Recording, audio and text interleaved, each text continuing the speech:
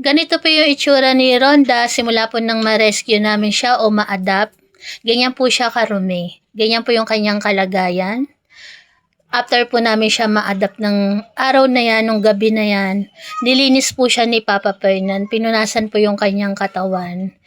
Pinunasan muna ng wipes. Tapos, akala nga ni Papa Fernan, langgam yung gumagapang sa kanilang dalawa kasi ang daming gumagapang kay Papa Fernan. Madilim nga po kasi gabi po namin siya nakuha nung time na yan. Gabi po na pagdesisyon na ibigay na siya sa amin o kumbaga binili po namin siya ng 1K kaya po siya napunta sa amin. Tapos ayan, pinunasan nga po siya ni Fernan. Kasi sobrang dumi po ni Rhonda tapos sobrang maamoy yung katawan niya. Bukod sa sugat-sugat po yung katawan ni Rhonda, iba po talaga yung amoy ng katawan niya kasi nga po nakasama niya yung mga babies niya na patay na. Nandun lang po yung, kung nasaan po siya, nandun yung mga anak niya na patay na. Syempre yung amoy po ng anak niya, parang dumikit na rin po sa katawan ni Rhonda. Ganyan po yung nangyari kay Rhonda. Kaya po, sa ngayon po, yung sakit po kasi ni Rhonda, hindi siya agad-agad mawawala. Kaya sa mga naiinip po, kahit kami po naiinip na sa paggaling ni Rhonda, yun nga lang po, talagang may process po talaga yan. Kaya ayan po, pinapakita ko lang po ulit to para malaman po ng mga bagong followers namin o bagong nakakapanood sa pag-rescue namin kay Rhonda. Kasi wala pa po siyang 1 month sa amin. Siguro magwa 1 month pa lang po. Siguro kaya ganun po katagal paggalingin yung sakit ni Rhonda sa infection niya sa dugo. Dahil na rin po sobrang dumi niya tapos sobrang daming kuto niya. Ayan po yung katawan ni Rhonda. Ang dami-dami niya po talagang kuto. Makikita niyo po sa katawan niya. Ayan. Kaya naman ngayon po patuloy siyang pinapainom ng antibiotic.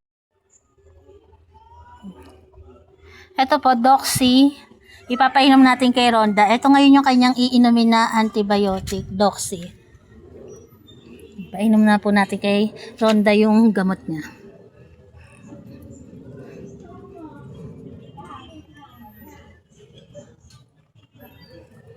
Tingnan, nalunok na ba, ne? Oh, good girl. Oh, diba? Nalunok niya na ang kanyang gamot.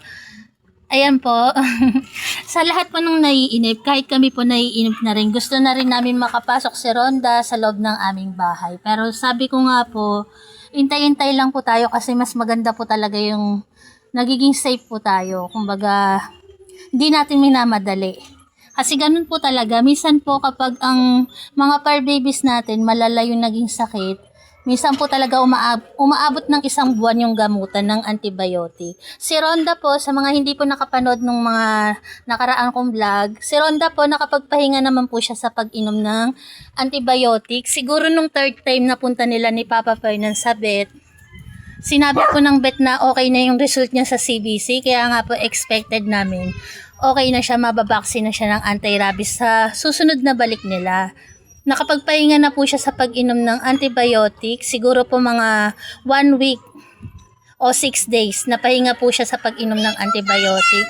Kaso po, nung pagbalik po nila, bigla na naman bumaksak yung resulta ng CBC niya. Kaya ayun, another antibiotic na naman siya. Tapos ngayon po, hindi pa rin okay. Kaya po, Doxy naman ng nireseta sa kanya for 7 days. Ayan o, ang lambing-lambing na nga ni Rhonda sa amin eh o. Ramdam na ramdam namin yung pagpapasalamat niya. Mabuti nga po eh. Mas okay na po si Rhonda ngayon kaysa naman yung, kung nakita niyo po yung sitwasyon niya dati, nakabilad po siya sa init o kaya sa ulan, na hindi po siya naaasikaso. Ngayon po, mas okay naman po siya compared dati. Tapos sa nagtataka po, kasi meron ako nababasa na baka daw nilalamok kaya bumababa yung kanyang platelet o WBC. Kaya nagka-infection sa dugo. Ito po siguro kaya ganito si Rhonda. Kung makikita nyo po yung kanyang video dati, sobrang dami po ng kuto ni Rhonda. Siguro po ayun yung ang tawag dito, dahilan kung bakit si Rhonda hindi mawala-wala agad yung infection niya sa dugo. Kasi nga po nung time na nakuha namin siya, sobrang dami ng kuto niya. Kaya po siguro mahirap siyang gamutin, hindi siya basta-basta nawala. Ayun lang po yung paliwanag ko. Tingnan niyo naman po. Sobrang lambing niya sa amin. Kahit hindi siya namin fur baby, pero sobra-sobra yung paglalambing niya sa amin. Talagang ramdam namin yung pasasalamat niya sa amin. No? Kulang na lang talaga pumasok siya sa loob ng bahay namin eh. Oh, pina-play bite niya na ako. Tingnan niyo naman po. Oh. Dati hindi niya yan magawa sa owner niya. Lagi lang siya mag-isa dun sa likod bahay, nakatali, walang kausap, walang nakikita, kundi sarili niya lang. Nakaupo lang siya doon, tapos pag umulan di siya makasilong, kaya yon sobrang nalulungkot kami pag nakita namin siyang ganun. Kaya naman napagdesisyonan namin na i-adapt nga po siya. Ngayon kahit nandito siya sa labas, at least po komportable na yung pagtulog niya, nakakahiga na siya ng ayos, tapos masaya na po siya, oh. Nilalambing niya na kami. Ayan eh, oh. Nilalambing niya na kami. Ayan lang po yung update kay Rhonda. At sana po mag-pray na lang po tayo na sana pagbalik, okay na po talaga si Rhonda. Ma-inject na po siya ng anti-rabies. Yun lang naman po talaga iniintay namin eh. Yung mawala infection niya sa dugo tapos ma-injection na siya ng anti-rabies. Ayan po. Nakainom na si Rhonda ng kanyang gamot. Mamayang gabi ulit. Tingnan niyo naman po. Maganda na yung katawan niya. Hindi na siya buto-buto.